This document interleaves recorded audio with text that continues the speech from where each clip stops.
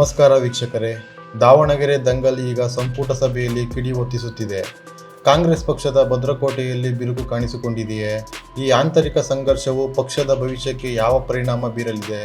ಕರ್ನಾಟಕದ ರಾಜಕೀಯದಲ್ಲಿ ಇತ್ತೀಚೆಗೆ ನಡೆದ ದಾವಣಗೆರೆ ದಕ್ಷಿಣ ಉಪಚುನಾವಣೆಯ ಸುತ್ತ ಕಾಂಗ್ರೆಸ್ ಪಕ್ಷದಲ್ಲಿ ತೀವ್ರವಾದ ಆಂತರಿಕ ಯುದ್ಧ ಸ್ಫೋಟಗೊಂಡಿದೆ.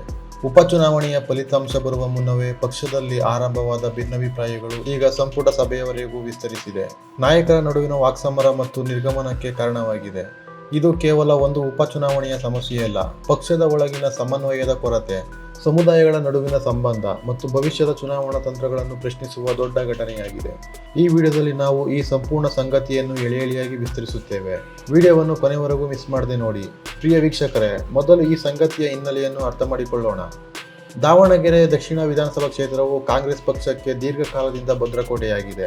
ಇಲ್ಲಿ ಶಾಮನೂರು ಶಿವಶಂಕರಪ್ಪ ಅವರು ಬಹುಕಾಲದಿಂದ ಶಾಸಕರಾಗಿ ಸೇವೆ ಸಲ್ಲಿಸುತ್ತಿದ್ದಾರೆ. ಅವರ ಸೇವೆ, ಕೊಡುಗೆಗಳು ಮತ್ತು ಕುಟುಂಬದ ಪ್ರಭಾವ ಈ ಕ್ಷೇತ್ರದಲ್ಲಿ ಗಣನೀಯವಾಗಿದೆ. ಅವರ ಅನಿರೀಕ್ಷಿತ ನಿಧನದಿಂದಾಗಿ ಈ ಕ್ಷೇತ್ರವು ತೆರವಾಗಿ ಉಪಚುನಾವಣೆಗೆ ಕಾರಣವಾಯಿತು. ಏಪ್ರಿಲ್ 9ನೇ ತಾರೀಕು ಉಪಚುನಾವಣೆ ನಡೆಯಿತು. ಕಾಂಗ್ರೆಸ್ ಪಕ್ಷವು ಇಲ್ಲಿ ಸಮರ್ಥ್ ಶಾಮನೂರು ಮಲ್ಲಿಕಾರ್ಜುನ್ ಅವರನ್ನು ಅಭ್ಯರ್ಥಿಯಾಗಿ ಆಯ್ಕೆ ಮಾಡಿತು. ಇವರು ಶಾಮನೂರು ಶಿವಶಂಕರಪ್ಪ ಅವರ ಮೊಮ್ಮಗ ಮತ್ತು ಸಚಿವ ಎಸ್ ಮಲ್ಲಿಕಾರ್ಜುನ್ ಅವರ ಪುತ್ರ. ಈ ಟಿಕೆಟ್ ನಿರ್ಧಾರವೇ ಪ್ರಾರಂಭದಿಂದಲೂ ಕಾಂಗ್ರೆಸ್ ಪಕ್ಷದಲ್ಲಿ ಚರ್ಚೆಗೆ ಕಾರಣವಾಗಿತ್ತು. ಕ್ಷೇತ್ರದಲ್ಲಿ ಅಲ್ಪಸಂಖ್ಯಾತ ಸಮುದಾಯದ ಮತಗಳು ಸುಮಾರು 86,000ಕ್ಕೂ ಹೆಚ್ಚಿದ್ದಾರೆ ಎಂದು ವರದಿಗಳು ಹೇಳುತ್ತವೆ.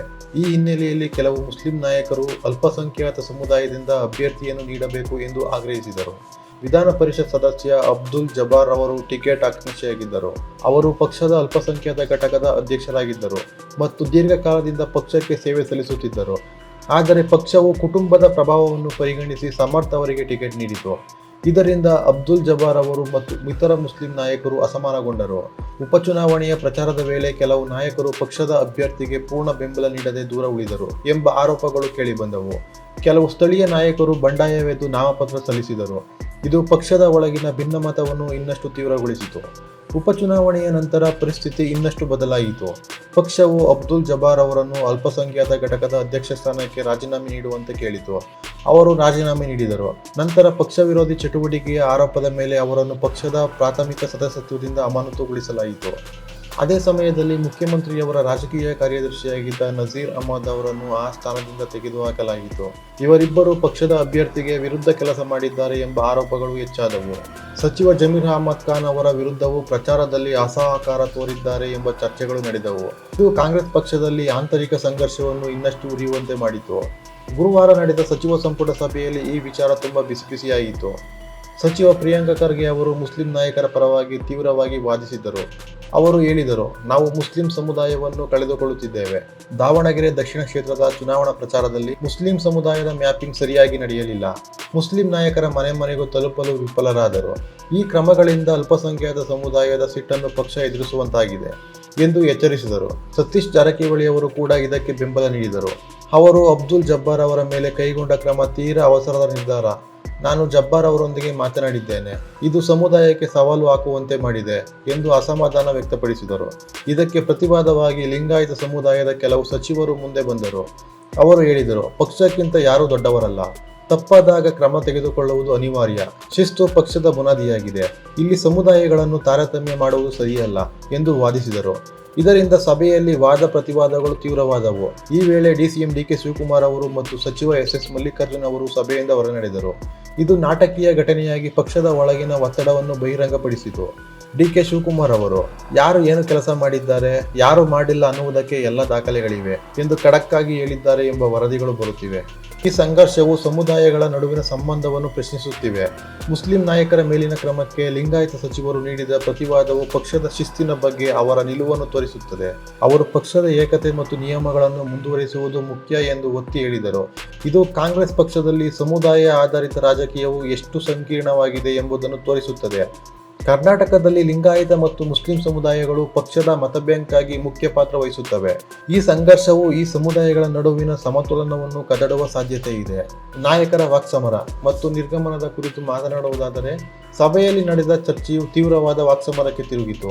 ಪ್ರಿಯಾಂಕ ಖರ್ಗೆ ಮತ್ತು ಸತೀಶ್ ಜಾರಕಿಹೊಳಿ ಅವರ ವಾದಗಳು ಮುಸ್ಲಿಂ ಸಮುದಾಯದ ಭಾವನೆಗಳನ್ನು ರಕ್ಷಿಸುವತ್ತ ಒತ್ತು ನೀಡಿದವು. ಇದಕ್ಕೆ ಲಿಂಗಾಯತ ಸಚಿವರ ಪ್ರತಿವಾದವು ಪಕ್ಷದ ಶಿಸ್ತು ಮತ್ತು ಏಕತೆಯನ್ನು ಉದ್ದೇಶಿಸಿತು. ಈ ವಾದ ವಿವಾದಗಳು ತುಂಬಾ ಜಾಸ್ತಿಯಾದಾಗ ಡಿ.ಕೆ. ಶಿವಕುಮಾರ್ ಮತ್ತು ಎಸ್ ಮಲ್ಲಿಕಾರ್ಜುನ್ ಅವರು ಸಭೆಯಿಂದ ಹೊರನಡೆದರು. ಇದು ಪಕ್ಷದ ಒಳಗಿನ ಒತ್ತಡ ಮತ್ತು ಅಸಮಾಧಾನವನ್ನು ಸ್ಪಷ್ಟವಾಗಿ ತೋರಿಸಿತು. ಎಸ್ ಮಲ್ಲಿಕಾರ್ಜುನ್ ಅವರ ಪುತ್ರನೇ ಅಭ್ಯರ್ಥಿಯಾಗಿದ್ದರಿಂದ ಈ ನಿರ್ಗಮನವು ಹೆಚ್ಚು ಮಹತ್ವ ಪಡೆದಿದೆ. ಎಸ್ ಮಲ್ಲಿಕಾರ್ಜುನ್ ಅವರ ಪುತ್ರನೇ ಅಭ್ಯರ್ಥಿಯಾಗಿದ್ದರಿಂದ ಈ ನಿರ್ಗಮನವು ಹೆಚ್ಚು ಮಹತ್ವ ಪಡೆಯುತ್ತದೆ. ಈ ಬೆಳವಣಿಗೆಗಳು ಅಲ್ಪಸಂಖ್ಯಾತ ಮತಬ್ಯಾಂಕ್ ಮೇಲೆ ಹೆಚ್ಚು ಪರಿಣಾಮ ಬೀರಬಹುದು. ಈ ಬೆಳವಣಿಗೆಗಳು ಅಲ್ಪಸಂಖ್ಯಾತ ಮತಬ್ಯಾಂಕ್ ಮೇಲೆ ಯಾವ ಪರಿಣಾಮ ಬೀರಬಹುದು ಎಂಬುದನ್ನು ಆಳವಾಗಿ ವಿಶ್ಲೇಷಿಸೋಣ. ಕರ್ನಾಟಕದಲ್ಲಿ ಮುಸ್ಲಿಂ ಸಮುದಾಯವು ಕಾಂಗ್ರೆಸ್ ಪಕ್ಷಕ್ಕೆ ಮುಖ್ಯ ಬೆಂಬಲವಾಗಿ ನಿಂತಿದೆ. ದಾವಣಗೆರೆ ದಕ್ಷಿಣದಂತಹ ಕ್ಷೇತ್ರಗಳಲ್ಲಿ ಈ ಮತಗಳು ನಿರ್ಣಾಯಕವಾಗುತ್ತವೆ. ಈ ಸಂಘರ್ಷದಿಂದ ಸಮುದಾಯದಲ್ಲಿ ಅಸಮಾಧಾನ ಹೆಚ್ಚಾಗುವ ಸಾಧ್ಯತೆ ಇದೆ. ನಾಯಕರ ಮೇಲಿನ ಕ್ರಮಗಳು ಸಮುದಾಯಕ್ಕೆ ತಪ್ಪು ಸಂದೇಶ ನೀಡಬಹುದು. ಇದು ಮುಂದಿನ ವಿಧಾನಸಭಾ ಚುನಾವಣೆಗಳಲ್ಲಿ ಅಥವಾ ಲೋಕಸಭಾ ಚುನಾವಣೆಗಳಲ್ಲಿ ಪಕ್ಷಕ್ಕೆ ನಷ್ಟವಾಗಬಹುದು. ರಾಜಕೀಯ ತಜ್ಞರು ಹೇಳುವಂತೆ ಅಲ್ಪಸಂಖ್ಯಾತರ ಬೆಂಬಲವನ್ನು ಕಳೆದುಕೊಳ್ಳುವುದು ಪಕ್ಷಕ್ಕೆ ದೊಡ್ಡ ಹೊಡೆತವಾಗಬಹುದು. ಆದರೆ ಪಕ್ಷವು ಶಿಸ್ತು ಕಾಯ್ದುಕೊಳ್ಳುವ ಮೂಲಕ ದೀರ್ಘಕಾಲದ ಏಕತೆಯನ್ನು ಉಳಿಸಿಕೊಳ್ಳಬಹುದು ಎಂಬ ಅಭಿಪ್ರಾಯವೂ ಇದೆ. ಈ ಸಮತೋಲನವನ್ನು ಕಾಯ್ದುಕೊಳ್ಳುವುದು ಪಕ್ಷದ ನಾಯಕತ್ವಕ್ಕೆ ದೊಡ್ಡ ಸವಾಲು. ಸಿಎಂ ಸಿದ್ದರಾಮಯ್ಯ ಅವರ ಸಮಾಧಾನದ ತಂತ್ರವನ್ನು ನೋಡೋಣ. ಸಂಪುಟ ಸಭೆಯ ನಂತರ ಸಿದ್ದರಾಮಯ್ಯ ಅವರು ಸಚಿವ ಜಮೀರ್ ಅಹಮದ್ ಖಾನ್ ಅವರೊಂದಿಗೆ ಮಾತುಕತೆ ನಡೆಸಿದರು. ಅವರು ದಾವಣಗೆರೆ ಮತ್ತು ಬಾಗಲಕೋಟೆ 2 ಕ್ಷೇತ್ರಗಳಲ್ಲಿ ನಾವೇ ಗೆಲ್ಲುತ್ತೇವೆ ಎಂದು ಹೇಳಿದರು. ಇದು ಅಲ್ಪಸಂಖ್ಯಾತ ಸಮುದಾಯಕ್ಕೆ ಸಮಾಧಾನದ ಸಂದೇಶವಾಗಿದೆ. ಸಿದ್ದರಾಮಯ್ಯ ಅವರು ಪಕ್ಷದ ಒಳಗಿನ ಒತ್ತಡವನ್ನು ನಿಭಾಯಿಸುವಲ್ಲಿ ತಮ್ಮ ಅನುಭವವನ್ನು ಬಳಸುತ್ತಿದ್ದಾರೆ. ಅವರು ಎಲ್ಲ ಬಣಗಳೊಂದಿಗೆ ಮಾತನಾಡುವ ಮೂಲಕ ಡ್ಯಾಮೇಜ್ ಕಂಟ್ರೋಲ್ ಮಾಡುತ್ತಿದ್ದಾರೆ. ಇದು ಪಕ್ಷದ ಏಕತೆಯನ್ನು ಕಾಪಾಡುವ ಪ್ರಯತ್ನವಾಗಿದೆ. ಈಗ ಸವಾಲುಗಳು ಮತ್ತು ಅಪಾಯಗಳ ಬಗ್ಗೆ ಮಾತನಾಡೋಣ. ಪಕ್ಷದ ಒಳಜಗಳದಿಂದಾಗಿ ಮುಂದಿನ ಚುನಾವಣೆಯಲ್ಲಿ ಕಾಂಗ್ರೆಸ್ ಎದುರಿಸಬಹುದಾದ ಅಪಾಯಗಳು ಅನೇಕ. ಮುಸ್ಲಿಂ ಮತಬ್ಯಾಂಕ್ನಲ್ಲಿ ಬಿರುಕು ಬೀಳುವ ಸಾಧ್ಯತೆ ಇದೆ. ಇದು ಪಕ್ಷದ ಮತಗಳನ್ನು ಕಡಿಮೆ ಮಾಡಬಹುದು. ನಾಯಕರ ನಡುವಿನ ಸಮನ್ವಯದ ಕೊರತೆಯು ಪಕ್ಷದ ಕಾರ್ಯಕರ್ತರಲ್ಲಿ ಗೊಂದಲ ಸೃಷ್ಟಿಸಬಹುದು. ರಾಜಕೀಯ ತಜ್ಞರು ಹೇಳುವಂತೆ ಈ ಆಂತರಿಕ ಸಂಘರ್ಷವು ಪಕ್ಷದ ಚಿತ್ರಣವನ್ನು ದುರ್ಬಲಗೊಳಿಸುವಂತಿದೆ. ಮುಂದಿನ ದಿನಗಳಲ್ಲಿ ಏಕತೆಯನ್ನು ಕಾಯ್ದುಕೊಳ್ಳದಿದ್ದರೆ ಪಕ್ಷಕ್ಕೆ ದೊಡ್ಡ ನಷ್ಟವಾಗಬಹುದು. ಆದರೆ ಪಕ್ಷವು ಈ ಸಮಸ್ಯೆಯನ್ನು ಸರಿಪಡಿಸಿ ಮುಂದುವರೆದರೆ ಅದು ಬದಲಾಗಬಹುದು. ಪ್ರಿಯ ವೀಕ್ಷಕರೇ, ಕಾಂಗ್ರೆಸ್ ಪಕ್ಷವು ತನ್ನ ಶಿಸ್ತು ಮತ್ತು ಏಕತೆಯನ್ನು ಕಾಪಾಡುವ ಪ್ರಯತ್ನದಲ್ಲಿ ತೊಡಗಿದೆ. ಆದರೆ ಸಮುದಾಯಗಳ ಭಾವನೆಗಳನ್ನು ಗಮನಿಸಿದರೆ ಇದು ಸಾಧ್ಯವಿಲ್ಲ. ರಾಜಕೀಯ ತಜ್ಞರ ವಿಶ್ಲೇಷಣೆಯ ಪ್ರಕಾರ ಈ ಸಂಘರ್ಷವು ಪಕ್ಷಕ್ಕೆ ತಾತ್ಕಾಲಿಕ ಸವಾಲು ಎಂದು ಕಾಣುತ್ತಿದೆ.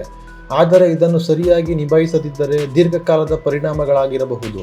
ಎಲ್ಲ ಪಕ್ಷಗಳಂತೆ ಕಾಂಗ್ರೆಸ್ ಕೂಡ ತನ್ನ ಒಳಗಿನ ವ್ಯತ್ಯಾಸಗಳನ್ನು ಸಮನ್ವಯಗೊಳಿಸುವ ಮೂಲಕ ಮುಂದುವರಿಯಬೇಕಾಗಿದೆ. ದಾವಣಗೆರೆ ದಕ್ಷಿಣ ಉಪಚುನಾವಣೆಯು ಕಾಂಗ್ರೆಸ್ ಪಕ್ಷದಲ್ಲಿ ಆಂತರಿಕ ಸಂಘರ್ಷಕ್ಕೆ ಕಾರಣವಾಗಿದೆ. ಒಟ್ಟಾರೆ ಪರಿಸ್ಥಿತಿಯನ್ನು ಸಾರಾಂಶ ರೂಪದಲ್ಲಿ ಹೇಳುವುದಾದರೆ, ದಾವಣಗೆರೆ ದಕ್ಷಿಣ ಉಪಚುನಾವಣೆಯು ಕಾಂಗ್ರೆಸ್ ಪಕ್ಷದಲ್ಲಿ ಆಂತರಿಕ ಸಂಘರ್ಷಕ್ಕೆ ಕಾರಣವಾಗಿದೆ. ಅಬ್ದುಲ್ ಜಬ್ಬಾರ್ ಅವರ ಅಮಾನತು, ನಸೀರ್ ಅಹಮದ್ ಅವರ ತಲೆದಂಡ, ಸಂಪುಟ ಸಭೆಯಲ್ಲಿ ನಡೆದ ವಾಕ್ಸಮರ ಮತ್ತು ನಿರ್ಗಮನಗಳು ಪಕ್ಷದ ಒಳಗಿನ ಒತ್ತಡಗಳನ್ನು ಬಹಿರಂಗಪಡಿಸುತ್ತಿದೆ. ಸಮುದಾಯಗಳ ನಡುವಿನ ಸಂಘರ್ಷ ಮತ್ತು ಮತಬ್ಯಾಂಕ್ನ ಮೇಲಿನ ಪರಿಣಾಮಗಳು ಗಮನಾರ್ಹವಾಗಿವೆ. ಸಿದ್ದರಾಮಯ್ಯನವರ ಸಮಾಧಾನದ ಪ್ರಯತ್ನಗಳು ಇನ್ನೂ ಮುಂದುವರಿಯುತ್ತಿವೆ. ಈ ಆಂತರಿಕ ಸಮರವು ಕಾಂಗ್ರೆಸ್ ಪಾಲಿಗೆ ಮುಳ್ಳಾಗಲಿದೆಯೇ ಅಥವಾ ಇದು ತಾತ್ಕಾಲಿಕ ಅಸಮಾಧಾನವೇ? ಇದನ್ನು ಸಮಯವೇ ಹೇಳುತ್ತದೆ. ಸ್ನೇಹಿತರೆ, ಇದು ಈ ವಿಡಿಯೋದ ವಿಶೇಷ.